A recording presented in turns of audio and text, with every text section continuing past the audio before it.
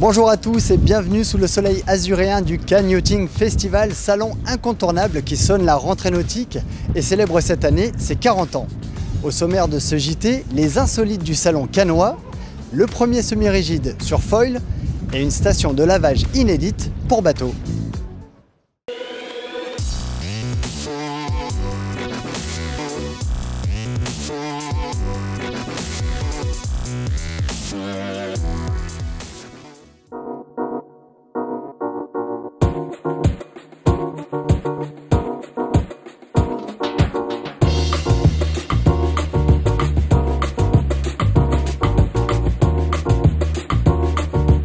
Avec 600 bateaux exposés, dont une centaine en avant-première, cette édition anniversaire tient toutes ses promesses. Si les stars motonautiques sont bien au rendez-vous, nous avons choisi de braquer nos projecteurs sur une poignée d'unités insolites qui ont retenu notre attention. Top 5.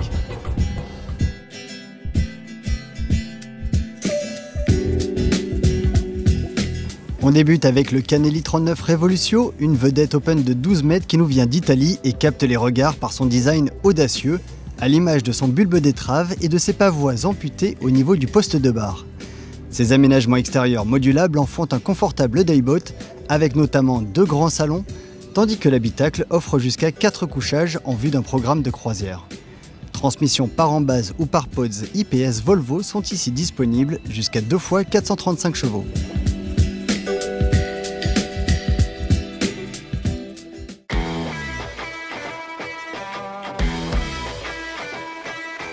Jet ski ou bateau? Difficile de qualifier le Vancraft VQ16, imaginé et réalisé par le chantier néerlandais Vanquish Yachts. Il s'agit d'une sorte d'hybride entre une véritable motomarine, avec selle et guidon de direction, et une coque open de 5 mètres, pouvant embarquer 5 passagers plus un pilote. À la fois utile et fun, ce VQ16 peut aisément faire office d'annexe pour yacht, mais aussi jouer les toy boats grâce à sa propulsion jet associée au tonique 1,8 litre de 200 chevaux du Wave Runner Yamaha FX. Comptez tout de même un prix de départ de 80 000 € pour ce sympathique engin pouvant être entièrement personnalisé.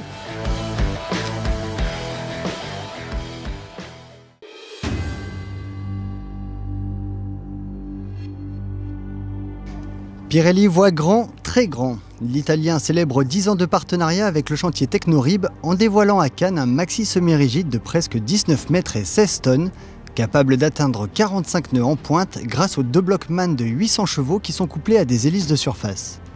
Bref, l'unité idéale pour arriver rapidement au mouillage, faire la fête en nombre et même envisager la croisière familiale sans se marcher dessus. On retiendra également une coque modelée selon le procédé d'infusion et un dessin de carène portant une nouvelle fois la griffe du cabinet Mannerfelt. L'élégant hardtop est quant à lui réalisé en fibre de carbone.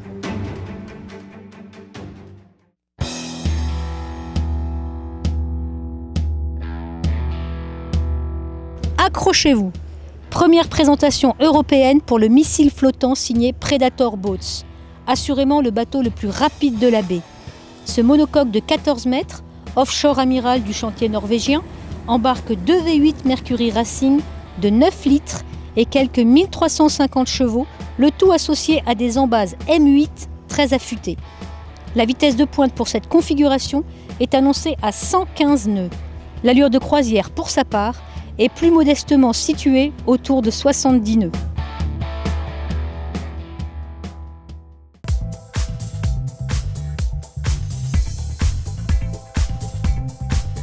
Coup de cœur enfin pour le Lekker Damsko 750 qui dépoussière la chaloupe hollandaise et la décline dans une version moderne et survitaminée. Si la ligne authentique de ce canot en aluminium est préservée, le confort est lui revu à la hausse à grand renfort de sofa et autres commodités comme un frigo et même un décapsuleur de bière intégré à la console. Côté performance, ça dépote. Le Damsko 750 supporte jusqu'à 350 chevaux inboard et revendique 47 nœuds en pointe dans sa configuration la plus sportive. Voilà de quoi confirmer l'adage selon lequel l'habit ne fait pas toujours le moine.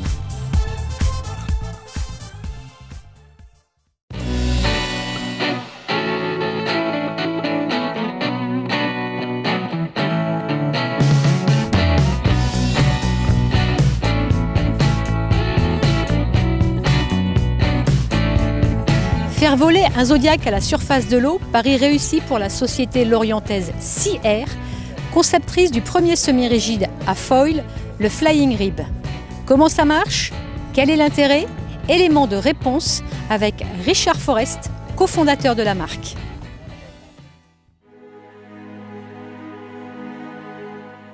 Offrir la fonction vol à tout type de bateau, qu'il soit à voile ou à moteur, qu'il soit petit ou grand. Et on s'est dit qu'il y avait un créneau qui était complètement délaissé, c'est voilà, les semi-rigides.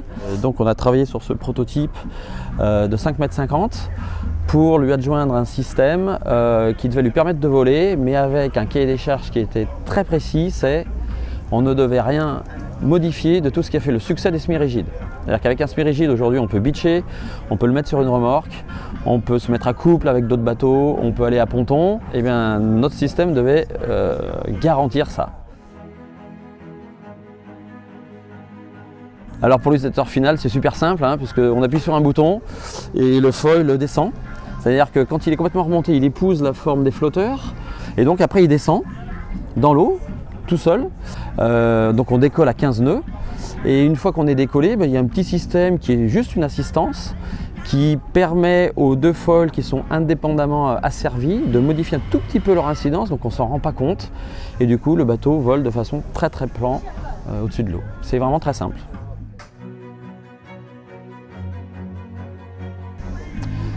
Confort, encore confort, toujours confort. Ça, c'est vraiment très appréciable. Le deuxième élément évidemment important, c'est la réduction de consommation. Puisque là, nous on fait des tests avec un bateau jumeau qui n'est pas équipé de notre système et on a démontré qu'on économisait 30% de carburant. Donc ça, c'est un deuxième élément qui est assez fort. Donc au-delà du fait que c'est bon pour la planète, c'est aussi bon pour le portefeuille. Et puis, point important, puisque on consomme moins, alors soit on met une motorisation moins forte parce qu'on a besoin de moins de puissance, ou alors si on garde la même motorisation, on va avoir 30% de plus de carburant pour rester sur l'eau. Donc on va aller plus longtemps faire ce qu'on a envie de faire. On n'apporte rien d'extraordinairement dangereux, c'est ça qui est super important, c'est que le produit reste à la portée de monsieur tout le monde, donc voilà, il faut faire attention à la sécurité, mais ça c'est de la raison du pilote. Aujourd'hui on a beaucoup de demandes sur des bateaux de travail pour des 7 à 9 mètres. Donc étape suivante, fin de l'année, un bateau beaucoup plus grand. Là aujourd'hui on prend des précommandes, livraison avant l'été prochain. Pour des petits 5,50, 6 mètres comme ça. Voilà.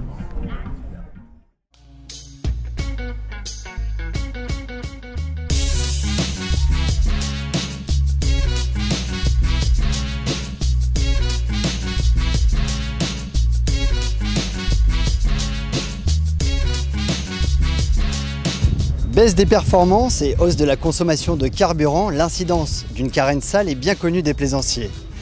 Pour y remédier simplement et à moindre frais, la société scandinave Drive-In Boat Wash a inventé la station de lavage pour bateau, l'équivalent marin du fameux car wash. Interview.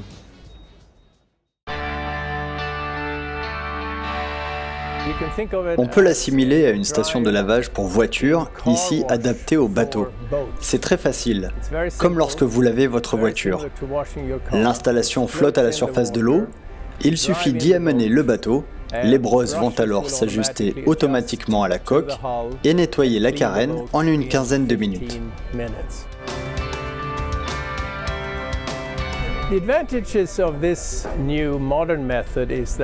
Ce procédé innovant est rapide, peu coûteux et bien sûr respectueux de l'environnement puisque nous collectons tous les déchets générés par le brossage à l'intérieur d'un conteneur. Ce même conteneur est ensuite acheminé vers une décharge spécialisée pour traiter les produits toxiques en accord avec la réglementation en vigueur.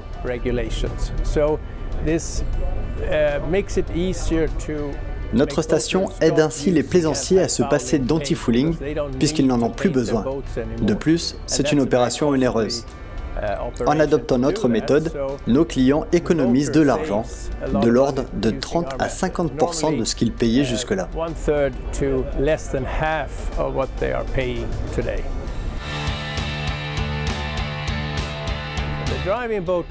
La station Drive-In Boat Wash peut prendre soin des bateaux à moteur et voilier jusqu'à 16 mètres de long, ce qui représente plus de 90% du parc de bateaux dans une marina traditionnelle.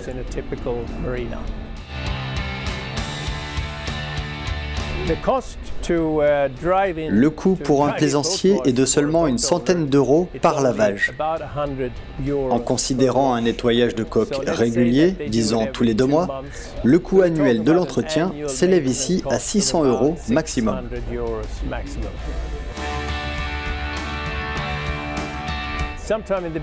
Probablement en début ou en cours d'année prochaine. Nous sommes en contact actuellement avec plusieurs distributeurs potentiels.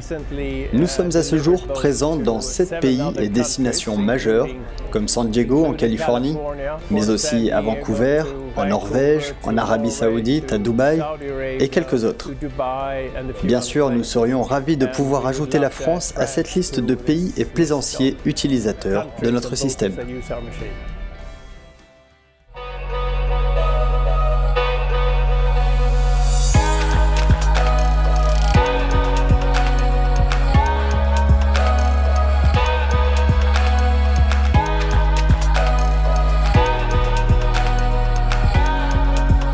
Pour nous, Cannes, c'est déjà terminé. En attendant le compte-rendu complet de ce salon d'automne, retrouvez en kiosque le Motorboat Magazine numéro 334 avec au sommaire l'essai exclusif du Jeannot Cap Camara 9.0 WA, des Parker 750 CC et DC, ainsi que du Ciré 270 SDX en version hors-bord. Retrouvez également notre témoignage de lecteur avec Pierre, propriétaire d'un Nordcap, une visite au chantier Octo, et les mauvaises habitudes à bannir lors de l'entretien de votre bateau.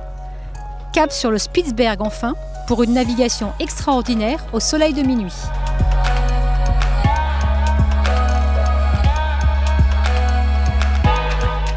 Merci de nous avoir suivis et à bientôt pour un prochain JT.